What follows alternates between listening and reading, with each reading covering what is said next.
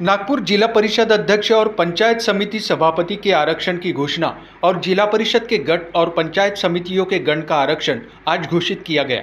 आज जिला अधिकारी कार्यालय के बचत भवन सभागृह में जिलाधिकारी डॉक्टर विपिन ईटनकर की अध्यक्षता में आयोजित कार्यक्रम में नागपुर जिले के अंतर्गत आने वाली कुल 13 पंचायत समितियों के गणों की आरक्षण लॉटरी की गई।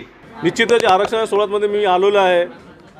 जिल्हाधिकाऱ्यांनी सांगितलं का एक मात्र सांसद असेल जो या जिल्हा परिषद सोडतला आलेला आहे, त्यांना सांगितलं त्याच्या मागच्या कारण हे आहे की आम्हाला जिल्हा परिषदपासून आम्ही तयार झालेलो आहे। ग्रामपंचायत निवडणुकीपासून तर पंचायत समिती जिल्हा परिषदपासून आमचा प्रवास राहिलेला आहे, त्यामुळे त्याच्या आकर्षण आम्हाला आहे। कारण की आता आमच्या जिल्हा परिषदमध्ये जे लोकांनी आम्हाला मदत केली आहे त्यांचीच सोडत आहे, त्यांची निवडणूक आहे।